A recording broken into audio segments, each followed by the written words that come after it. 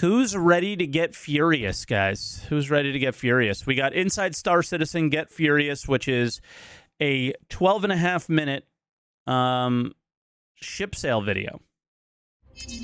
Here we go. Invictus is here, and for the next 2 weeks, we'll be learning and showcasing as much as we can about the new ships and vehicles making their debut at this year's event. And I don't know, since Swimoch. there's nothing that I can say that's anywhere as cool as what you're about to see, let's just get right to it, shall we? We have a lot of ships and vehicles in our game now. Keeping brands with a consistent theme is important because it helps immerse you in the universe. You see a ship of a certain style and role, Yeah. and you go, that's that manufacturer. So having... I think that's like one of the things that they do really, really well is like the manufacturer stuff. I think that that's like pretty cool. And one of the things that like sets them up or separates them from other games.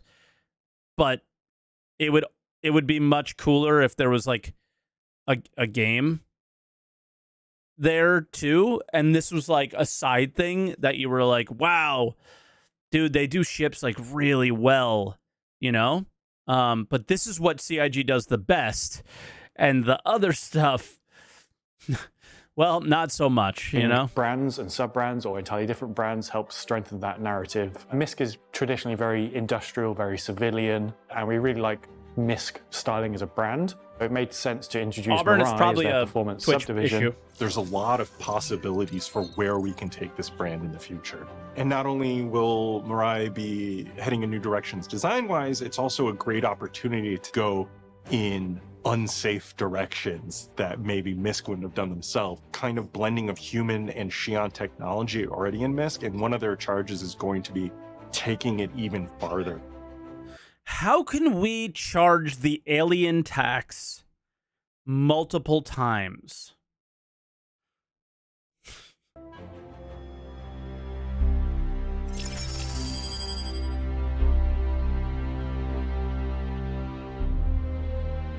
With the introduction of Mirai as a brand, this gave us the perfect opportunity to introduce a more military fighter to the lineup. And so yes, we introduced the Mirai Fury. We The need Mirai more Fury military is fighters. Extremely compact. It allows itself to fold up into as small a package as we could possibly make a ship of this classification. The Fury is a cockpit with some engines, some components, and some weapons strapped to They it. have, yeah, sharp. To put it bluntly. So the Mirai Fury aims to take everything that makes Xi'an super impressive with all of its grav tech and ability to gimbal thrusters and be super maneuverable. It has really cool folding wings that allows you to get it into tiny ships. So if you have a ship with a cargo grid or an area for cargo that's large enough and a door big enough to fit it in, you can get the ship on board and helps provide on-demand support from any attacks that you may find yourself coming under whilst out in deep space. I mean, I was talking about this with somebody in Discord yesterday that I don't like the idea of the snub kind of going wherever necessarily. I think we're getting away from specialized ships.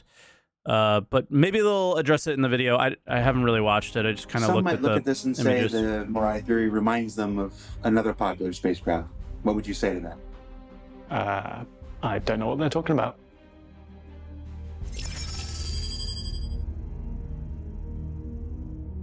So when you approach the Fury, you'll first notice this big glass Alright, dome we're that gives totally you massive not- visibility. And then the seat will pop out and come We're totally not trying to go Star Wars. Oh my god. and present itself to you, a little bit like the Asperia Talon. So you get to look at this massive glass canopy, which is super helpful for the pilot. And when it's in like its collapsed mode, you get to see all the different underneath parts of the wing with all like the nose step on it, where the maintenance guys would have to step on. You've got the component bays coming out the side of the body. Everywhere you go, there's just components everywhere. It's crazy how densely packed this thing is together. You've got air-to-air refueling port on the top. You've got all your personal storage. Yeah, and the flaps at the back as well. We can't wait to get atmospheric flight in so those things can work for you. The lights on the end of the wingtips as well that will blink intermittently, so they'll swap around. So when you're in transform mode, They'll kind of like switch which one's going. Alex did an amazing job on that. All around the back, these thrusters kind of presenting themselves to you in their gravity cradle that will flip up and down depending on whether it's landed or not. When you're in atmosphere, you'll notice That looks insanely maneuverable. the bottom ones move more than the top, but once you're in space, that flips around. It's so maneuverable. You're constantly going to be throwing it around in directions it shouldn't be. You're like pulling stupid amounts of G-forces. So having that visibility is going to be really important, and it's something we tried our best not to compromise on. The view Hold on, what were the G's that he was pulling there? Forces. So having that visibility is going to be really important, and it's something we tried our best not to compromise on. And I can't see them there because they're all like distorted and blacked out. The view from the cockpit allows you to see pretty much the whole picture of combat ahead of you. You have fantastic agility to maneuver yourself around threats, and it just looks really cool. Just the cockpit picture you have with the guns in your view all the time, firing away, missiles launching right next to your head. It's a truly unique experience compared to our other ships. We really tried to keep the HUD as minimal as possible. That was something I spent a lot of time in white box designing, like the layout of it and stuff. And we ended up settling on like just like a small kind of like glass transparent panel of all the MFDs and the radar at the top. The flight controls fold out of the armrest. There's a lot going on for people flying this ship. It's weird to hear them talk about like UI right now when we know that they're completely doing it differently in Squadron 42, but we don't know what it looks like and we don't know what their plans are. So it's hard to touch on that. Like when he touches on the UI, I'm kind of like, okay, but what will it look like? You know, the last thing we how want will is it to work? like, is that small panel good enough? Overthrow you with buttons. Area to actually shoot is tiny, right? This thing's like a real glass cannon. It's got such a dominating small profile. You probably look at it come towards you like, oh, what is that? You know, it feels like a wasp, but you'll probably hear it hit you before you realize what it is. The profile of this, it's so aggressive. It's like these massive triangle shapes, but it's still got that misc kind of flow to it. So one of the things I cannot wait to see is when I'm stood on like Daymar or something and I look up and see like 5 of these things whiz past me at stupid speed. It's just really satisfying to see this silhouette flying around, whether you're in it or on the floor looking up. But that's an artist. The Fury chassis is designed to support multiple variants, and we're exploring these over time. But we are introducing an additional variant alongside the base version at Invictus Launch Week.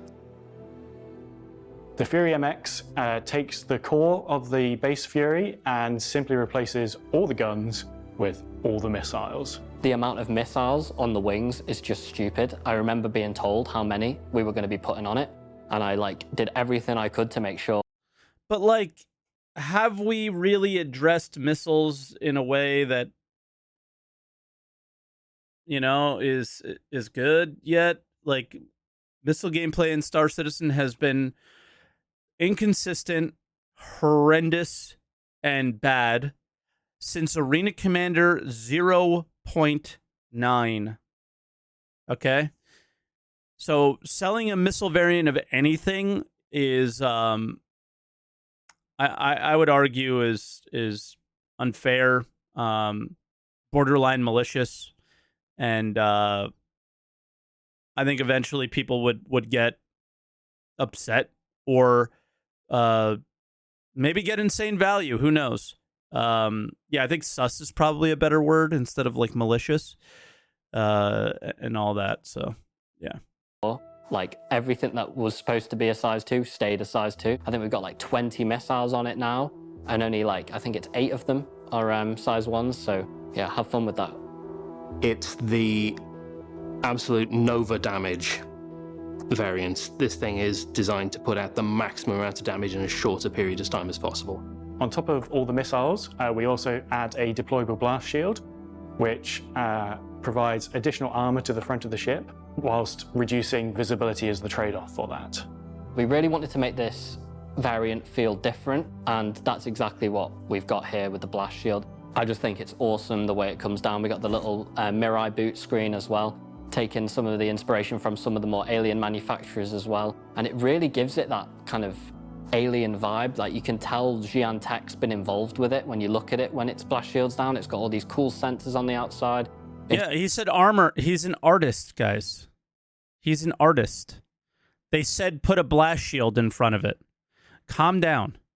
Okay?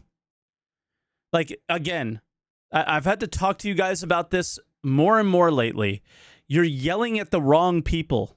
You're getting mad at the wrong people. This guy didn't tell them to make a TIE fighter and sell it as if it's, you know, the greatest thing of all time. All right? He just drew the fucking thing. Calm down. Just looks utterly terrifying, and it's awesome. So the MX is designed to launch from the parent craft, do one or more multiple missile attacks on larger crafts. So you launch, you commit to your run, deploy your blast shield down, launch your payload, and then get out of dodge and return. And utilizing all the kidding me? tractor How many improvements missiles in is Alpha that? 319, you can then rearm the ship and repeat to your heart's content.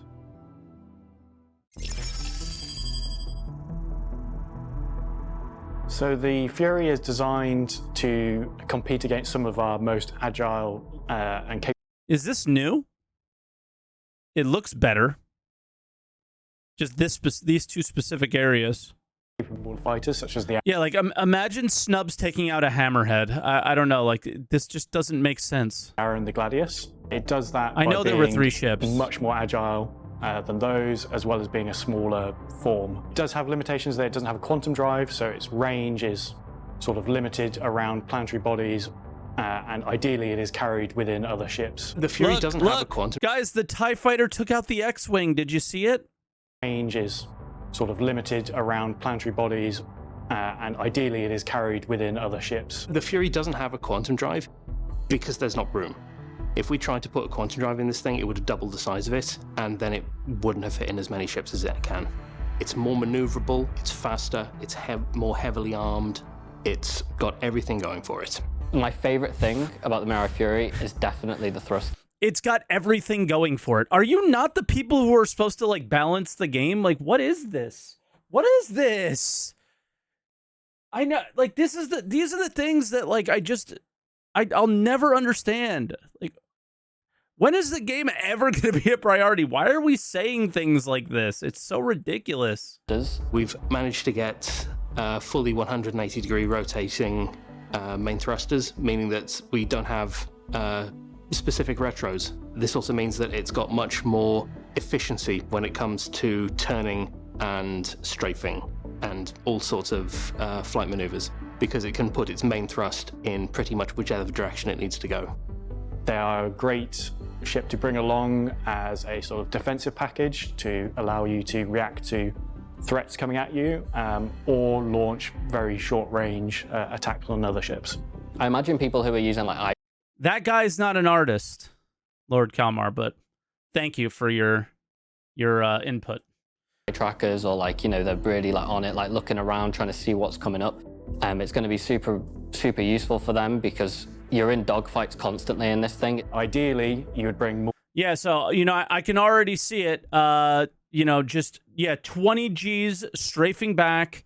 Avoid the moment your shields go down, you're out of the fight. You come back, your shields come back. Never-ending fights. You're never going to be able to hit the thing because there's no hit reg in the game. The hit reg is horrendous, and it's been gradually getting worse over the last 6 months, right? I'm not saying the ship is bad. I'm saying, why does it have 4.2 guns? Why is it in line with an Arrow and a Gladius? Why does it not have like a dedicated docking mechanism that can only be on certain ships, like maybe MISC ships or Mirai ships or whatever, right? And yeah, it's the pocket carrier thing, I guess, is cool. I think a lot of people are going to think that that's cool. I want to speak more on that. I think it devalues, you know, as always, new ships seem to devalue the old ones, right? So what does a ship like this devalue? It kind of devalues a ship like the Constellation that, well, guess what you don't have to do anymore? You don't have to go through like the really kind of janky docking that you would have to do on the Connie. You just land, right? You can even land this thing in a constellation.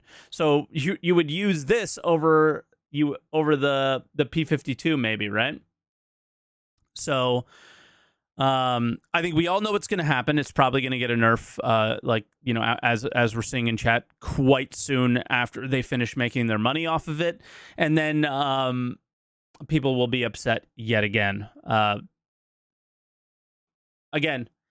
Just a friendly reminder of, if you do buy this ship, where the money is going to go to. It's going to go to right here, this little thing on my shirt called Squadron 42, not the game that you'll be flying the Fury around in and hopefully improving it. So just remember that when you're considering purchasing things this year at Invictus Launch Week, is you know, most of the money will not be going to the project that you're most likely trying to support. And I don't necessarily think the way they're selling this thing is a good way to support the project, right? Like, I think I said on Twitter, this thing better know how to code server meshing the way they're selling it. It's insane. The push for this thing, you know, multiple of these, and because of their size, you can load quite a lot in quite a lot of our other ships. What is that? 4 of those in a Carrack? Like, you know, why have a snub on a Connie now? Why bother? I have 4 of these. I just added 4 arrows to my Carrack. A lot of players and whatever, a lot of 3, it doesn't matter. People like to bandy around the words pocket carrier. Well, this is the ship for the pocket carrier. This is the ship that will fill the pocket carrier. It's the pocket fighter. In a fleet engagement, it's the cool. Fury sort of takes. Why is it a Gladius? It's on that very typical sci-fi trope of the larger fleet engagement starts, a ship opens its doors, and all these fighters pour out of it. It is so small and compact that really bringing lots of them is no disadvantage to yourself. You just launch them all out of the ship, and they just cause merry havoc. That's insane. I really want like aircraft carrier vibes off this thing, and at events like Xenothreat or Jump Town, you'll just be sat on the ground looking up, defending it, and see this kind of normal-sized ship coming towards you, and you think, oh, we can deal with that, and then just Furies come flying from all directions. Yeah, like, I don't want to take away from this. This is cool. This is something we've all dreamed about in this game, right? And they made it possible. And I think that was probably the initial design pitch for it. And then they made it look like a TIE fighter. And then they made it overpowered. And, like, you know, like, it's not in my hands yet. I don't want to claim it's overpowered, but I think it is very clear to see on paper that there's going to be some issues with this. Fingers crossed. And I also have to address overpowered in the current flight model. Everything changed, you know, like, look at the way mining has changed in 3.19. Master modes should have a similar experience to flight and ship combat and turrets and a whole number of things, right? So that's kind of what could take this thing and go, okay, now it fits. So I'm more talking about the current situation and just how problematic this ship is going to feel.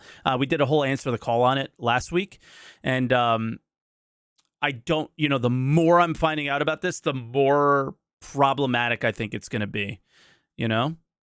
Actions at you, and you just don't know where to shoot, and like all your ground-to-air defenses are like stretched because there's so many small targets. I trust Avenger One's opinion over mine. I just can't wait to see what someone in chat said that Avenger said that it'll be underpowered in PvP for the current flight model, but yeah, we'll see what the community does with this ship.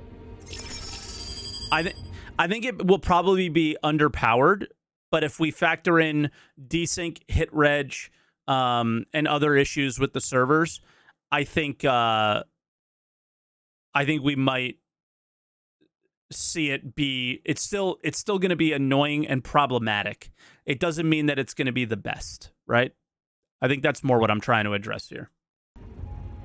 It's kind of a bad time for the ship. This ship has a big place in my heart, as it's the first vehicle I've worked on here at CIG. I had so much fun designing like all the intricate details and how it would fold away and how it would all transform when it's in deployed mode. And I was so like impressed and amazed by how everyone from all the different departments brought it together. So it was like this massive moving, everything just seems to be. I mean, who doesn't want that cockpit view that ship has? Right? Anyone with head tracking is, you know, very excited for something like this. And yeah, I mean, I think it looks awesome. Moving constantly when you fly it around. And it really feels like it's alive almost, and it's really satisfying to just see how it comes over. And I can't wait to work on more ships that give me that feeling. And hopefully everyone is excited about the Fury as we are internally. It's been probably one of the most favoured ships internally during its development. Then we'll look at doing some more variants in the future. I think you might have liked it too much. So what we learned this week? Well, we learned Mirai is making one heck of a first impression with the new Fury. That there are 2 variants making their debut at this year's event. And that good things sometimes do come in small packages. And that if there ever was a ship that punched above its weight class, this would pretty much be the one. I said the thing. Now, don't forget that Invictus Launch Week starts proper tomorrow. No, you did the thing. And doing the thing is not always good. With all the festivities you're used to returning alongside with it. How many F8 Lightnings are going to be stolen this year? We really want to know. Well, I mean, because I definitely don't have anything wagered in that office pool that we definitely don't have going. And of course, enjoy the improved new player experience, lore build, tractor beam improvements, mining updates, new missions, and everything else the recently released Alpha 319 has to offer.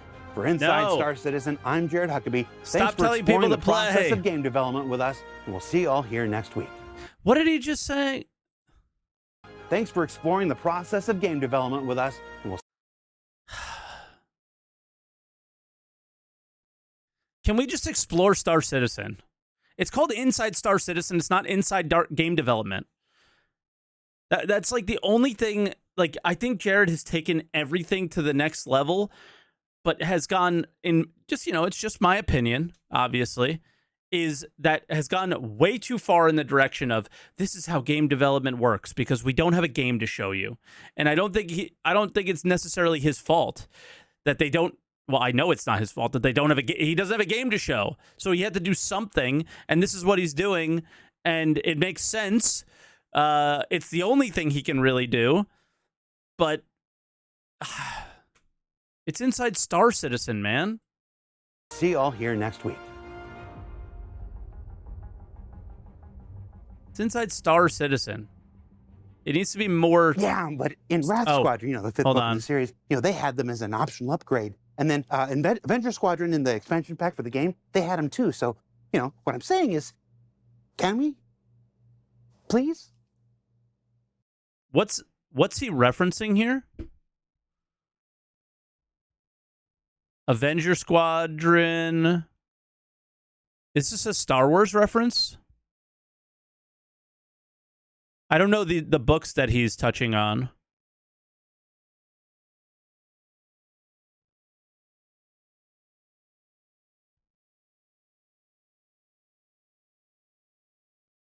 He's talking about Star Wars Road Trial. Yeah, but what ship is he referencing? Right? It's a sales tactic to make a personal connection. No. So, if you guys haven't seen Disco's Twitter, he claims that this is relevant. As if they're possibly making something that he's referencing here.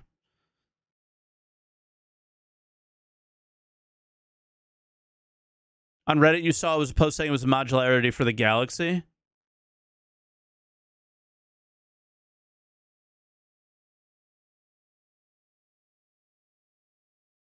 Yeah, so I don't know.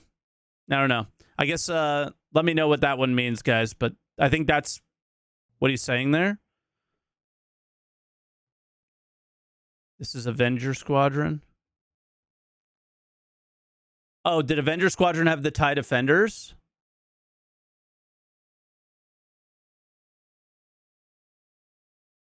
Did they ever make the TIE Defenders? Because I just finished... oh, those are TIE Interceptors. Because I just finished